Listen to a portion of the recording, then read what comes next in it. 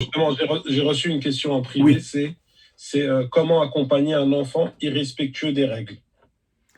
euh, l'enfant irrespectueux des règles, surtout pas la violence, c'est pas la violence qui va le corriger, c'est la patience. Et la patience, c'est une grande valeur islamique. إِنَّمَا يُوَفَّى الصَّابِرُونَ أَجْرَهُمْ بِغَيْرِ حِسَابٍ. Seuls recevront le salaire sans aucun jugement. Seuls les patients recevront leur salaire sans calcul ou sans jugement. Il faut savoir aussi que le monde d'ici, il y a des épreuves. On va subir des épreuves, on va passer par des épreuves. Les épreuves, c'est pas un mari difficile, une femme difficile, un enfant difficile, etc. Et face à cela, c'est la patience, l'amour et la miséricorde. Et la parole continue. Pas la parole matin et soir qui va faire ennuyer l'enfant et l'enfant qui va dire, bon, ça suffit, j'ai entendu cela plusieurs fois. Non, de temps à autre, on parle avec lui.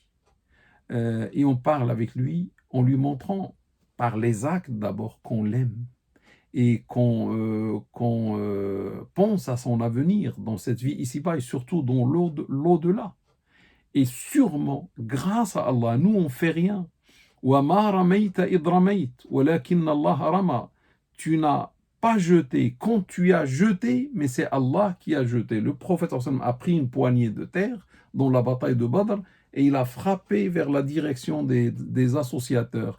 Et tous les yeux des associateurs ont été touchés par la terre alors qu'ils sont à 100 mètres ou 200 mètres du prophète. Mais on sait que la terre, lorsqu'on la jette, ça tombe après 1 mètre ou deux. Comment il a fait 100 mètres ou 200? Dieu a commenté cet acte. Il lui dit, Wamaramei, tu n'as pas jeté. Quand tu as jeté, il lui dit, tu as jeté. Et en même temps, il nie qu'il a jeté. Mais tu n'as pas jeté quand tu as jeté, mais c'est Allah qui a jeté. Ça veut dire, ô Mohammed, salat et salam sur toi, ô mon bien-aimé Mohammed, toi tu n'as fait que jeter, tu as fait le sabab. Mais c'est pas ton jet qui a déplacé la terre jusqu'aux yeux des associateurs. Après, c'est moi qui ai jeté. C'est Allah qui a jeté, c'est-à-dire qui a fini l'acte, qui a béni l'acte. Donc nous, mes frères et mes sœurs, on fait sabab, on fait le moyen. Et le moyen que je peux faire, c'est quoi? Devant un enfant irrespectueux, je le tue, j'ai pas le droit. Je finirai à Fleury-Mérogis, dans la prison de Fleury-Mérogis. Et dans l'au-delà, c'est l'enfer. Je veux pas aller en enfer, donc je peux pas le tuer, je peux pas le torturer, je peux pas le frapper. Le prophète sallam a éduqué une communauté d'islam sans jamais frapper. Aïcha, que Dieu l'agrée, notre mère, dit il n'a jamais frappé une femme ou un esclave ou un enfant, etc. Ou même une bête. Il ne frappait pas. Et sans frapper, il a réussi à éduquer la communauté. Salat et salam sur lui. Donc nous aussi, mes frères et mes sœurs, la patience, c'est une épreuve. Ça nécessite beaucoup de patience de la part de cette personne qui a posé la question. Deuxième chose, la miséricorde et l'amour. La clé qui ouvre les cœurs n'est pas faite de violence, mais faite de douceur, d'amour et douceur. L'amour et la douceur. Et le troisième point, c'est le dialogue. Le dialogue, le dialogue, le dialogue. Toujours parler et expliquer, etc. Et la quatrième chose, qui est la dernière, c'est parler avec Dieu. Se plaindre à Dieu. Qu'est-ce que je peux faire? Rien. Donc quand je suis seul, je parle à Dieu. Je verse mes larmes entre ses mains. C'est lui qui va essuyer mes larmes avec sa douceur et avec sa miséricorde. Il entend, il voit. Et subhanallah, ces larmes que je vais faire couler parce que j'ai mal, c'est mon fils, ma fille, qui ne veut pas écouter. Et je parle avec Dieu. Et comme quoi, je montre ma faiblesse devant Dieu. Et je demande de sa force. Sa force, pas pour tuer ou punir mon fils, non, pour le guider vers le droit chemin. J'aime mon fils, j'aime ma fille. Je parle avec Dieu. Seigneur, j'ai tout fait. J'ai échoué. Je suis faible. J'ai raté des choses, etc. Parce que si l'enfant est comme ça, peut-être on a raté des choses dans son éducation. Seigneur, pardonne-moi. Seigneur, guide mon enfant. Seigneur, Seigneur, Subhanallah, ces moments-là où je vais être avec Dieu, je pleure entre les mains de Dieu, ça c'est le sommet de l'adoration. Parmi les 7 qui auront accès à l'ombre divine, le jour où il n'y aura aucune ombre à part la sienne, un homme, ça peut être une femme aussi, qui a évoqué Dieu lorsqu'il était seul et ses yeux ont débordé de larmes. Unanimement authentique, c'est-à-dire tu seras à l'ombre, c'est-à-dire tu entres au paradis directement. Et toi ou moi, on n'était jamais de nature à pleurer entre les mains de Dieu. On ne pleure même pas dans la salade. Lorsqu'on lit le Coran, etc., les cœurs sont devenus durs. Et subhanallah, Dieu m'envoie cette épreuve qui me touche à travers mon fils ou ma fille, irrespectueux des règles, et me voici en train de pleurer. Normalement, quand je pleure devant Dieu, je dois aller embrasser la tête de mon fils. Je lui dis, viens, grâce à toi et tes problèmes, j'ai pleuré entre les mains de Dieu. Je suis un homme maintenant de l'ombre ou je suis une femme de l'ombre de Dieu. C'est comme ça qu'il faut voir les choses avec philosophie, avec ascension, avec hauteur.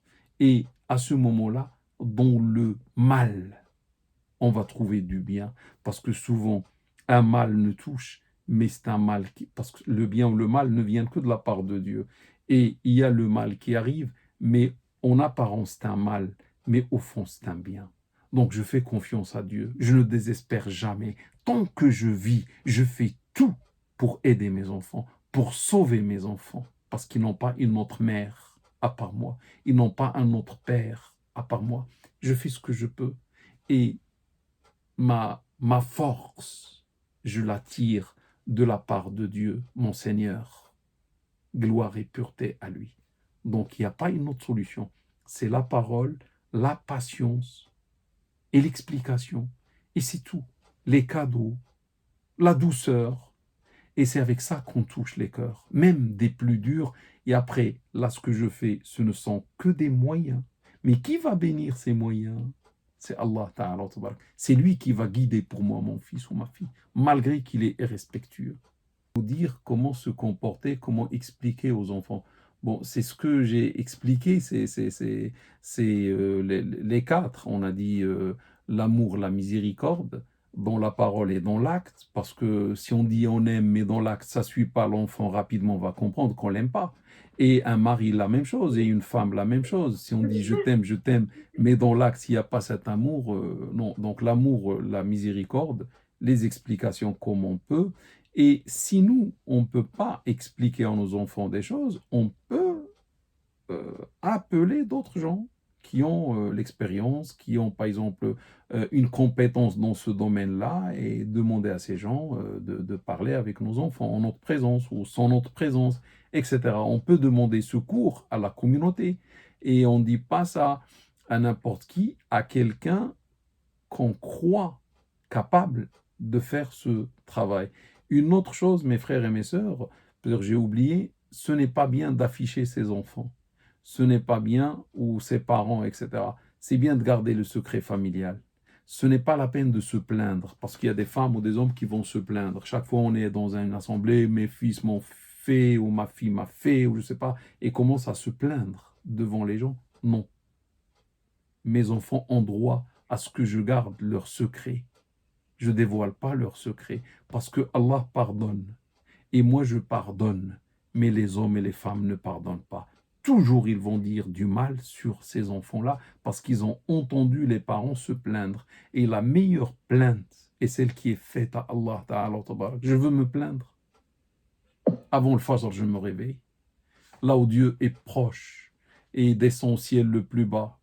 Et il nous écoute, je parle avec lui, je me plains à Allah. Et le meilleur envers lequel on doit nous plaindre, c'est Allah, et pas aux gens, parce que la plainte faite aux gens est une humiliation. On s'humilie. Donc ma sœur, on ne se plaint pas aux gens, on ne dévoile pas les secrets de nos enfants, mais on peut parler uniquement avec une personne, un homme, une femme, qu'on croit capable de gérer la situation et qui sait garder le secret, etc. Et donc, il y a eu quelques commentaires, voilà. Malheureusement, aujourd'hui, il y a beaucoup de divorces. On divorce facilement pour n'importe quoi. Les enfants apprennent de ce fait que le mariage est jetable à la moindre difficulté. C'est facile, on met fin au mariage. Cela impactera forcément le regard sur la famille, sur leur avenir. Autre commentaire, trop de paramètres font que nos foyers deviennent un enfer. Les parents ne font plus d'efforts. Ils croient que nourrir les enfants, les ramener à l'école et faire différentes activités est suffisant pour avoir une descendance bien guidée. La plupart des parents sont démissionnaires de l'éducation et le suivi de leurs enfants. Voilà. On se dirige pleinement avec dévouement vers Allah. On a beaucoup de problèmes avec les enfants rois. Voilà, c'était les commentaires qu'il y avait dans le chat. Euh, euh, Moi aussi, j'ai quelque chose qui arrive directement à moi. C'est une sœur qui dit, mon fils, 27 ans, me dit que je ne supporte pas d'aller faire la prière dans les mosquées bondées de gens et c'est Allah qui m'a fait ainsi, ce n'est pas de ma faute. Je lui ai dit, si tu vas, c'est pour Allah. Il me dit, c'est comme ça, je ne sais plus comment lui parler à part les doigts. Merci pour votre conseil. Donc, je pense qu'Allah accepte vos œuvres et vous récompense pour votre intervention par le Firdaus. Amin à vous, à nous tous. Là, je mets encore l'accent parce que il y a des gens, on voit leurs enfants ont réussi. Ça veut dire ils ont des diplômes, ils vont à la mosquée, ils sont musulmans, etc., etc., etc. Et on croit que ce sont ces gens qui ont fait ça. On se trompe, mes frères et mes sœurs. S'il y a des gens qui ont réussi, entre guillemets, dans l'éducation de leurs enfants, ou leurs enfants sont des bons musulmans, etc., eux, ils ont fait le sabbat. Mais c'est Allah qui fait ce qu'il veut par la suite. Tu ne guides pas celui que tu aimes, mais c'est Allah qui guide qui il veut. Il y a d'autres parents, peut-être ils ont fait ce qu'il faut, mais Allah n'a pas voulu, pour une raison, pour une épreuve, donner immédiatement des résultats, etc. Peut-être les résultats vont venir dans l'avenir, Inch'Allah. Donc, faisons confiance à Allah et il ne faut pas, je répète, il ne faut pas croire c'est nous qui pouvons guider les enfants ou les mettre sur le droit chemin ou autre. Tout, ça vient de Dieu. C'est pour ça on doit avoir un attachement à Dieu subhanahu wa ta'ala. Le problème, nous, les parents, parfois on oublie Dieu. Notre relation avec Dieu n'est pas bonne. Notre adoration n'est pas bonne. Il y a des manquements. On oublie Dieu. Et du coup, il y a des choses qui viennent de Dieu, ce qu'on voit. Parce que lorsque notre relation est excellente avec Dieu subhanahu wa ta'ala, ça va se traduire par une excellence dans le reste des axes du triangle familial. Euh, Lorsque, l'émir, le grand émir Omar ibn Abdelaziz est décédé, euh, un homme dit qu'il a vu, c'était un berger, et il a vu ce jour-ci un loup qui a mangé une brebis. Alors que pendant le règne de Omar ibn Abdelaziz, les loups ne mangeaient plus les brebis, ils vivaient ensemble, côte à côte, sans surveillance.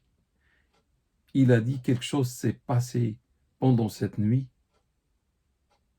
Je dois poser la question. Et lorsqu'il a posé la question, on lui dit, l'émir Omar ibn Abdelaziz, l'émir des croyants, est décédé. Et il a dit, subhanallah, cela a eu lieu la nuit de son décès. Voilà, c'est pour ça que le loup a mangé la brebis.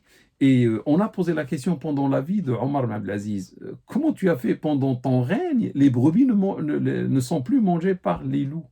Il a dit, j'ai amélioré ou j'ai corrigé, ou je ne trouve pas peut-être le mot, ma relation avec Dieu subhanahu wa ta'ala. J'ai réparé ma relation avec Dieu, ou j'ai concilié, ou j'ai ma relation avec Dieu. J'ai excellé dans ma relation avec Dieu subhanahu wa ta'ala. Et c'est Allah, regardez, c'est Allah qui a fait le résultat que vous voyez, que les loups ne mangent plus les brebis, comme le feu qui n'a pas brûlé Ibrahim, comme le couteau qui n'a pas égorgé Ismaël, tout ça est fait par Dieu subhanahu wa ta'ala.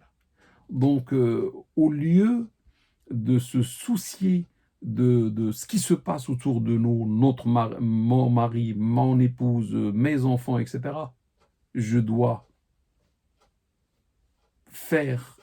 exceller dans ma relation avec Dieu subhanahu wa ta'ala. Je dois m'éloigner du haram, je dois lire le Coran, je dois adorer Dieu, je dois faire ce que Dieu me demande et je dois parler avec Dieu et je dois faire les sadaqas aussi, donner l'aumône parce que l'aumône aide beaucoup. Et après c'est Allah qui fait.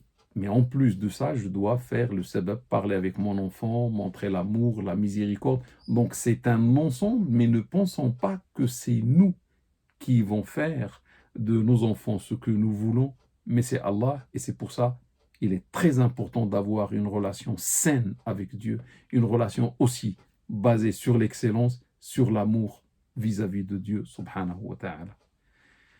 Et c'est Allah qui fait le reste.